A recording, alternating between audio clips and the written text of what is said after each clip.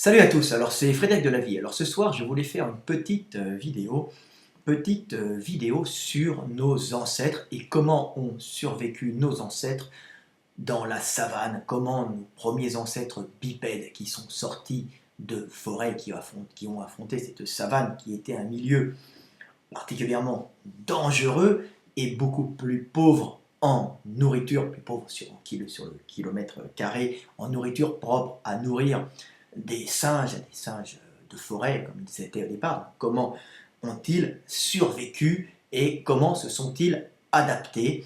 Et je vais parler de leur technique de chasse et de leur technique de chapardage. Hein, parce que nos premiers ancêtres qui sont sortis de forêt étaient des singes à la base, hein, des petits singes bipèdes qui étaient habitués à monter dans les arbres, à aller chercher des fruits et à vivre dans un milieu relativement riche, car la forêt est beaucoup plus riche en calories pour un singe, principalement un singe frugivore, hein, un peu omnivore, mangeant des fois un peu de viande, un peu d'escargot, un peu de tout ce qu'ils trouvent. Ils étaient quand même opportunistes, mais ils étaient principalement frugivores, végétariens. Donc quand ils sont passés dans cette savane, poussés bien sûr par des contraintes, donc on est encore en train d'en discuter, mais visiblement, il y a eu un changement de climat ou une surpopulation qui a fait que certains ont dû être poussés en dehors de leur milieu. Alors, bien sûr, il y a eu en tout cas un changement de milieu pour nos ancêtres. Donc ils se sont retrouvés bipèdes en savane, un milieu particulièrement dangereux, et là ils ont dû s'adapter à une nouvelle forme d'alimentation, puisque accéder à des fruits c'est beaucoup plus rare, puisqu'ils étaient sûrement en zone, euh, en zone où il y avait une alternance de prairies, de bosquets d'arbres, de petites forêts, mais ça ne produisait pas assez sûrement de fruits et de végétaux pour pouvoir les nourrir. Alors en savane, il y a beaucoup de végétaux, mais ces végétaux sont des végétaux fibreux pleins de cellulose, et les singes en général n'ont pas un système digestif capable de les digérer facilement. Hein. Donc ils se sont trouvés avec un gros problème, donc ils ont dû se rabattre sur l'alimentation carnée, sur la viande, hein, sur l'alimentation, sur la nourriture animale. Donc aller chercher des calories, aller chercher leur nourriture chez les autres animaux en les mangeant. Mais ils n'avaient pas à proprement parler une structure de prédateur avec des crocs, avec des griffes, donc ils ont dû s'adapter, puisqu'à la base ils étaient frugivores, ils avaient une alimentation proche de celle de nos cousins les chimpanzés. Donc comment ont-ils fait? Ben, ils sont opportunistes, hein. Ils étaient dans un milieu très dangereux, donc les femmes ne pouvaient pas se déplacer avec leurs petits, comme ils étaient bipèdes. En forêt, ça pose moins de problèmes, il y a peu de prédateurs, mais en savane, c'est là où règnent les grands prédateurs mangeant les grands herbivores. Donc c'est particulièrement dangereux, surtout qu'à l'époque, il y avait beaucoup plus de gros prédateurs que maintenant dans les zones de savane africaines. Donc c'était vraiment très dangereux pour nos ancêtres bipèdes, qui étaient encore sûrement, on peut considérer comme des singes. Nous sommes des singes, mais des hommes aussi, puisque nous avons la parole, nous avons le verbe et la capacité de dire j'étais, je suis et je serai, donc acquis grâce aux notions de temps données par la bipédie, hein, et le mouvement des mains et la visualisation de gestes indiquant l'espace, hein, je vais, je viens. Hein, ça permet bien sûr de mettre des mots sur des gestes que l'on voit, que l'on peut regarder. Hein, on regarde ses mains et ensuite il nous reste des mots, et à ce moment-là on a des mots dans le langage indiquant le futur ou le passé. On ne conjuguait pas bien sûr, on avait juste des sons indiquant avant, après, hein, comme il peut y avoir des mots en hongrois ou même en chinois indiquant le passé ou le présent. Nous, les Français, ou le passé ou le futur. Hein, par exemple, en gros, on dit Maid, Maid au début d'une phrase, ça peut dire le futur, futur, manger si vous voulez. Donc ils ont eu ces gestes-là. Mais quand ils sont passés, je m'égare un peu, mais quand ils sont passés en savane, ils ont été confrontés à un problème calorique, un problème alimentaire. Ils ont dû se rabattre donc sur de la viande, sur des animaux. Comment allaient-ils la chercher? Alors c'était très dur pour eux, les femmes ne pouvaient pas aller chercher cette nourriture sur de vastes espaces, elles ont donc avec leur petit bébé dans les bras, car quand on a un petit bébé dans les bras, il passe sur le dos comme une femelle chimpanzé, on a d'énormes problèmes pour fuir les prédateurs, donc on est obligé de rester près des points des arbres qui sont près des points d'eau en général, donc on reste en groupe de femmes prêts à monter dans les arbres avec les petits, et les hommes à ce moment-là vont chercher de la nourriture pour les femmes, hein, en général de la nourriture carnée, de la viande qu'ils vont aller récupérer un peu partout sur de grandes distances, hein, autour du point où se trouvent les femmes. Ces points où se trouvent les femmes devaient changer bien sûr, elles devaient des fois se déplacer avec les hommes, mais c'est essentiellement les hommes qui devaient en partie ramener de la nourriture pour les femelles, hein. C'était le début de l'échange sexe contre nourriture, car bien sûr, c'était très primitif, un homme ne donne que s'il reçoit quelque chose en échange, hein.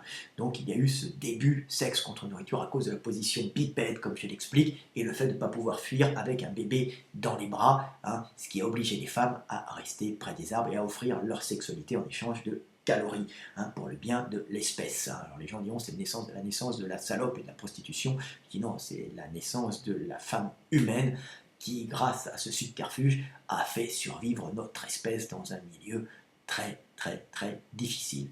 Donc comment les hommes allaient se procurer cette nourriture, hein, cette nouvelle source de nourriture, cette nouvelle source de nourriture carnée, ils ont dû s'adapter, c'était déjà un peu adapté à la viande en forêt, mais en savane, ils n'ont pas le système digestif pour pouvoir facilement manger des plantes fibreuses. Il y a quelques racines qu'on peut manger, hein, mais les babouins, eux, par exemple, ont un système digestif qui est plus grand que celui des singes de forêt, un système digestif, les babouins qui vivent en savane, hein, donc ils peuvent manger des végétaux, à cause de ce système digestif mieux développé. Alors il y a Australopithèque robustus, hein, nos ancêtres, on disait qu'il était essentiellement végétarien, ce que je doute bien sûr, car c'est pas parce qu'il a une mâchoire très développée pour manger des végétaux qu'il ne mangeait que des végétaux. Bien sûr, son système digestif, quand on est bipède, devait être particulièrement, hein,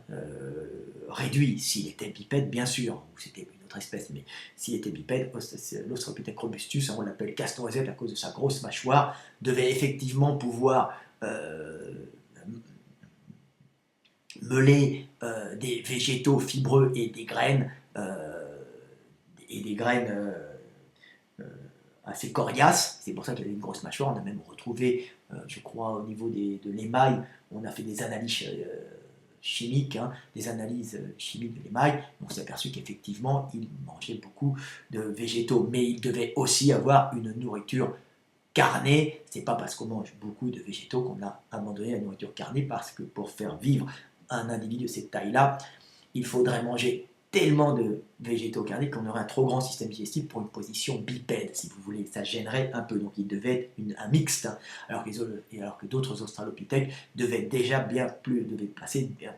être passés à une alimentation beaucoup plus carnée. Alors comment chassaient-ils? Alors ils ne chassaient pas tant que ça, parce qu'ils n'étaient pas spécialisés dans la chasse, hein. Bipède, ça ne court pas très vite, par contre ça se déplace d'une façon économique en marchant sur des kilomètres. Et là, c'était leur avantage, et leur avantage était la bipédie. Donc comment se sont-ils adaptés pour trouver la nourriture carnée? Tout simplement par opportunisme. C'était des voleurs et des pilleurs de première. Ça veut dire qu'ils ont pris une niche écologique qui était celle d'aller harceler les prédateurs petits et de taille moyenne pour leur piquer leur nourriture. Pourquoi nourriture fraîche? Parce que ce sont des singes de forêt à la base, donc un système digestif qui est encore un système de végétarien en partie, donc omnivore, hein, donc pas un estomac assez acide pour pouvoir digérer de la viande avariée, hein, comme les hyènes ou les chiens qui peuvent bouffer n'importe quoi. Regardez, moi j'avais des chiens, ils étaient en train de lécher des merdes, où ils mangeaient des morceaux de poulet qui devaient avoir 5 jours ou 6 jours, plein de bactéries dans la rue, hein, ils ne mourraient pas. Pourquoi? Parce que l'estomac est assez acide et dissout toutes les bactéries qui sont dedans. Ah, c'est de l'acide chlorhydrique, c'est Alien, si vous voulez, comme le film, hein, ça dissout tout. Hein. Donc, nos ancêtres ne pouvaient pas dissoudre les viandes avariées. Ce n'étaient pas des charognards de viande avariée qui, sous ces pays, avaient à ce moment-là des bactéries pathogènes, hein, qui se pullulaient dedans, partir ça très rapidement. Donc ils étaient obligés de manger de la viande, de la charogne fraîche. Quand je dis fraîche, c'est-à-dire que ce n'est pas encore décomposé, et pour ça, ils devaient la piquer aux petits et aux moyens prédateurs. Alors comment faisaient-ils? Leur station bipède leur permettait de voir au loin, de voir les vols de vautours et d'observer au loin les chasses des autres prédateurs.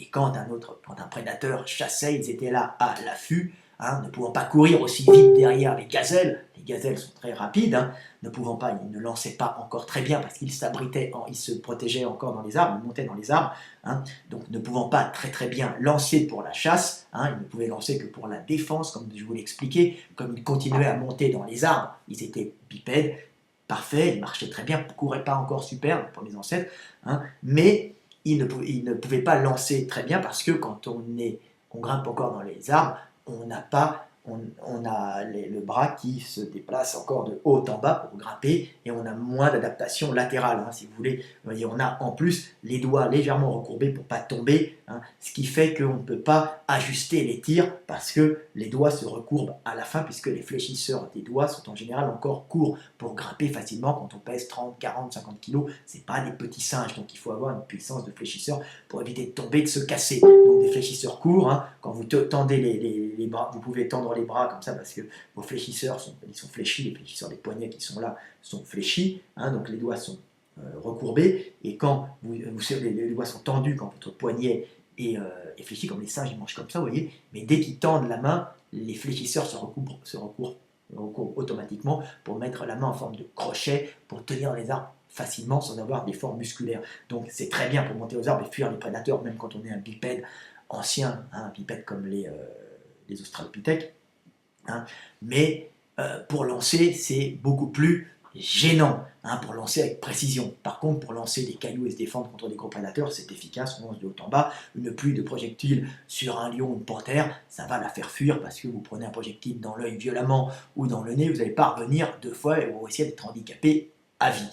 Donc c'était quand même pas évident de les chasser, même si c'était pas des prédateurs à proprement parler capables d'attraper les proies. Mais ils avaient trouvé le système d'aller piquer les proies aux autres animaux. Donc ils observaient, comme je vous dis, avec les vautours, et dès qu'une chasse avait été réussie par un guépard, une panthère, des chiens style licaon, bien sûr, ou des hyènes, et ils s'approchaient à relativement nombreux, donc c'était des animaux sociaux, nous étions sociaux déjà, ils organisaient leur chasse comme ça, et ils arrivaient à 5, 6, 7, 10, 12, 14, 15, je ne sais pas de combien étaient les groupes, mais visiblement il y avait des groupes importants, ils avaient une vie sociale importante, donc des groupes d'une quinzaine, entre 10 et 15 individus, sûrement, des mâles, peut-être moins, mais de toute façon ils venaient armés d'os ou armés de bouts de bois, et là ils s'approchaient et ils venaient effrayer les prédateurs en leur tapant dessus de haut en bas, en leur faisant peur, et ils récupéraient la nourriture que les autres ne pouvaient pas prendre en fuyant, parce qu'ils se faisaient harceler par nos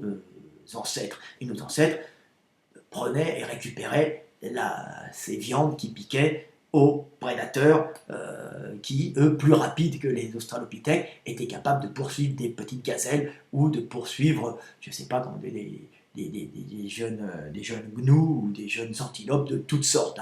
Donc voilà comment chassaient nos ancêtres et rapportaient de la viande. Donc c'était des prédateurs opportunistes, pas des prédateurs, des prédateurs opportunistes, mais qui volaient, si vous voulez. C'était des voleurs, des charognards voleurs, mais de charogne fraîche, parce qu'ils n'ont pas l'estomac assez acide pour manger de la charogne faisandée avec pas mal de bactéries dedans, comme certains animaux, comme les hyènes peuvent manger, comme certains chiens, comme les chacals peuvent manger. Nous, on ne pouvait pas, donc on était obligés d'aller faire chier les autres. J'avais vu ça, et c'était très bien sur YouTube, on voit des choses formidables, on peut comprendre l'évolution. Vous voyez les techniques de chasse des Bushmen qui étaient en train de piquer les gazelles chassées par les guépards. Les pauvres guépards chassaient des gazelles, et on voyait arriver 2 Bushmen qui, avec un bâton, tapaient comme ça sur le guépard, qui était obligé d'abandonner sa proie, et hop, il lui piquait, il partait avec, et l'autre tapait dessus pendant qu'un emportait la proie. Donc nos amis australopithèques devaient faire exactement comme les Bushmen qui vivent dans des milieux les Bushman, assez similaires, vous savez, en Afrique du Sud, pas loin du Kalahari, le désert du Kalahari, au-dessus, vers l'ouest, de l'Afrique. Donc c'est assez impressionnant de voir ces chasses-là. Hein. Vous voyez les gars qui arrivent et qui vont taper avec des bâtons et des baguettes de bois les guépards. Donc ils devaient faire la même chose avec des os. C'est pour ça que j'ai pris mon numérus hein, humain, bien sûr. Et ils devaient faire fuir les animaux comme ça. Ils ramenaient la nourriture aux femelles qui restaient près des arbres avec les petits dans les bras, car elles ne pouvaient pas accompagner avec les petits, hein, et la station bipède les rendrait vulnérables aux gros prédateurs, alors que les autres pouvaient courir, même se réfugier dans les arbres, mais étaient quand même dangereux. Donc ils ramenaient ça, ils ramenaient même les crânes, et on s'est même aperçu qu'il y avait qui étaient capables, d'après les restes, hein, de casser les crânes, puisque c'est des singes qui à la base étaient en forêt, donc avaient l'habitude de casser des noix avec des cailloux pour en tirer l'amande hein, qui se trouve au centre. Donc ils avaient l'habitude de casser les crânes là où les autres prédateurs ou les autres charognards ne peuvent pas aller chercher. Donc ils cassaient les crânes pour en tirer souvent le cerveau, donc des lipides fort indispensables au développement cérébral humain, mais au développement entier du corps humain, donc des graisses hein, importantes pour le développement.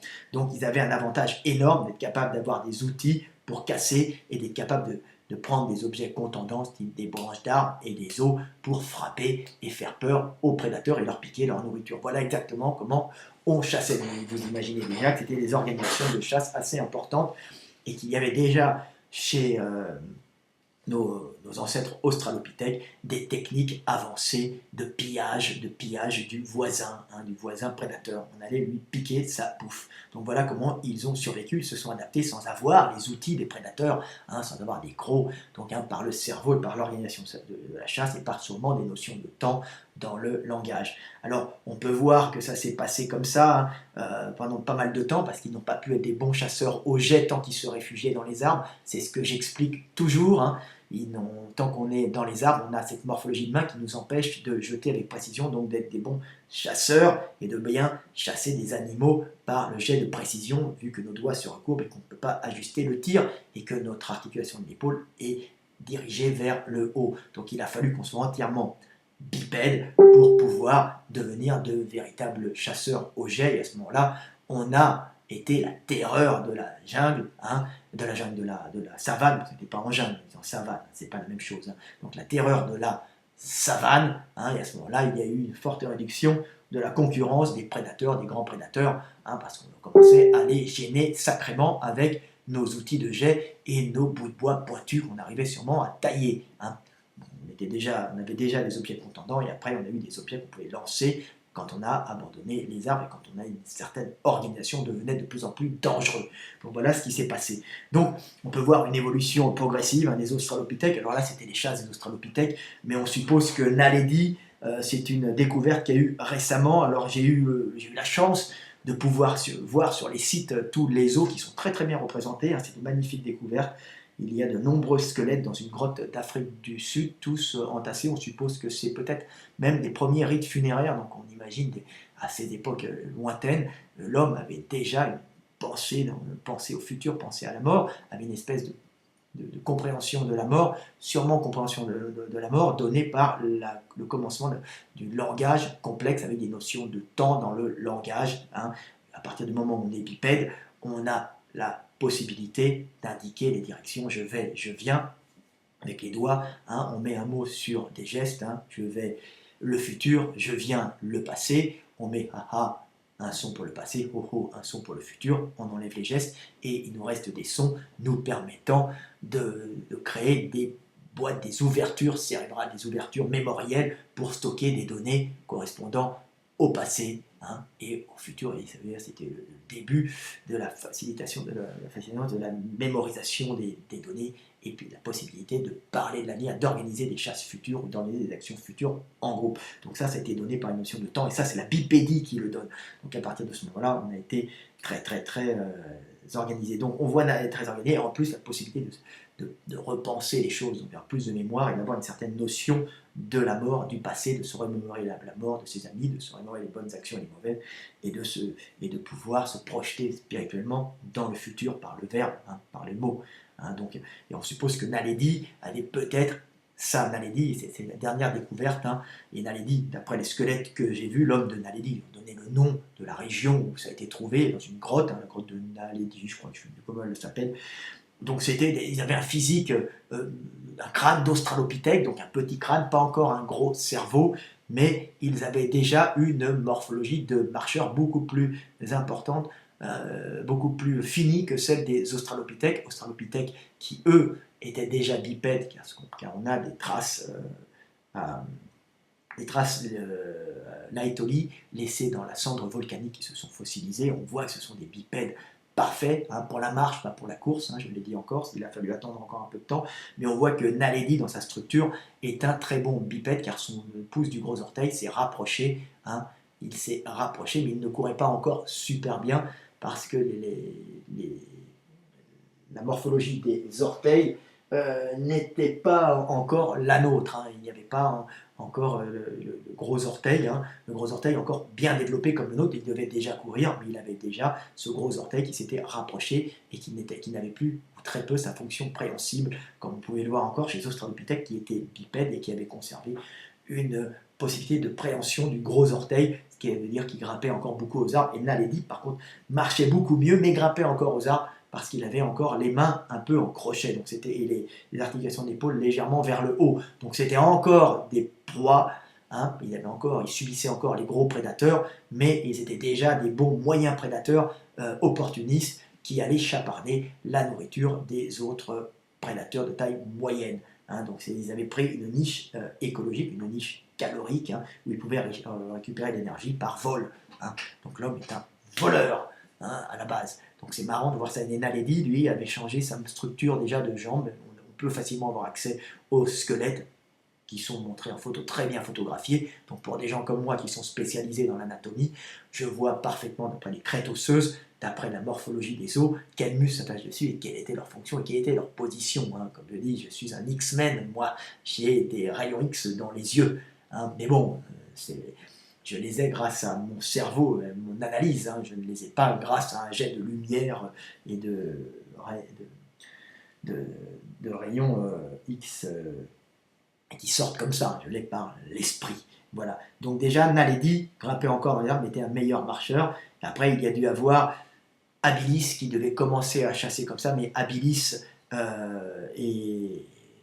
qui était après Naledi était, moi je vous le dis, hein, on vous le dira après, mais Naledi, d'après les os que j'ai vus, ne peut être qu'une zone de transition entre Australopithèque et Habilis. Hein, donc c'était une zone intermédiaire, hein, le cerveau n'avait pas grossi beaucoup. Alors je vous explique encore pourquoi il n'avait pas grossi beaucoup, tout simplement parce que il y a restructuration du cerveau dans un premier temps, les zones visuelles, le traitement de l'information, hein, diminue au profit des zones antérieures, les zones de la cognition, les zones de l'analyse. Hein. On ne traite pas les informations de la même façon, on n'a pas besoin de se déplacer dans les arbres comme avant, comme un singe, donc on n'a pas besoin d'avoir un traitement très rapide de l'information qui prend une grosse partie du cerveau. Hein. On a besoin d'avoir un traitement de l'information qui est beaucoup plus réduit, mais qui peut stocker beaucoup plus d'informations vers la zone frontale. Donc il y a une même taille de cerveau qu'un singe, qu'un ancêtre encore plus primitif, mais c'est la restructuration interne du cerveau qui fait qu'il y a plus de mémoire, plus de cognition et moins de traitement visuel. Hein. Donc c'est pour ça qu'on a l'impression qu'ils n'avaient pas plus de capacité cérébrale. Ils avaient beaucoup plus de capacité cérébrale, Naledi. Simplement, la structure, la restructuration interne était différente. Hein. Moins de traitement d'image, moins de traitement sensoriel, plus de traitement, plus de stockage de mémorisation, stockage mémoriel, de mémoire, hein, plus de stockage de mémoire permettant de mieux gérer le futur et d'avoir le libre arbitre donné par la parole. Vous regardez mes vidéos, vous comprendrez. Donc on peut voir, hein, il avait un petit crâne, ce qui pose un problème chez les paléontologues, mais moi je vous explique, c'est pas vraiment un problème, c'est juste une restructuration, hein, plus de mémoire, plus de capacité de mémoire, plus de traitement d'informations rapides par la naissance du langage. Oui, ils avaient un langage bien plus complexe, hein, sûrement des compressions en mots déjà, hein, des mots, beaucoup plus de mots dans leur langage, et donc beaucoup plus de capacité de stockage, mais moins de zones visuelles derrière, moins de zones peut-être. Pas besoin de traiter beaucoup d'informations d'un coup, hein, parce qu'ils balayaient surtout l'horizon de leur vue. Hein, pas besoin d'avoir un traitement global de l'information qui bouffe beaucoup de mémoire et qui utilise une grosse partie du cerveau. Hein. J'ai fait une vidéo là-dessus, vous la verrez aussi, sur les différences d'intelligence entre les hommes et les singes, hein, d'après les tests qu'on peut voir au Japon. Donc voilà, donc après, Naledi était comme ça, je pars un peu dans tous les sens. C'était une transition entre Australopithèque et habilis, ou bien rudolfensis. Alors bon, tout ça c'est des mots, mais c'était des... En fin de compte, il n'y a pas vraiment de comment dire, d'espèces bien marquées. Tout ça, c'est des transitions subtiles, évolutives, bien sûr. Et ça, ce sont les hommes qui mettent tout dans des tiroirs.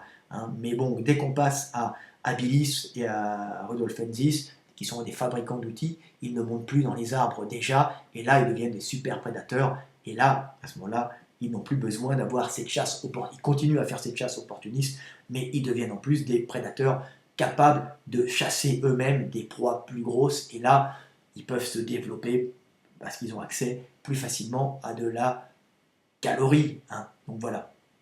Donc voilà, qu'est-ce que j'avais à dire encore? C'est à peu près tout. Euh,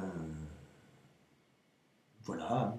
Voilà la technique, c'était pour vous parler de la technique de chasse des Australopithèques et de nos ancêtres, donc vous comprendrez un peu qui nous sommes, qui nous sommes grâce au fait de comprendre qui nous étions, comment nous avons évolué. Donc vous avez vu, nous avons été confrontés à un nouveau milieu très dangereux, nous avons dû nous adapter, et cette adaptation est passée par une nourriture plus carnée, et surtout le vol des aliments, des proies fraîchement chassés, parce qu'on ne pouvait pas manger de la charogne avariée, le vol des aliments fraîchement chassés par des prédateurs de taille moyenne, ce qui demande quand même une sacrée organisation et un développement cérébral important. Voilà.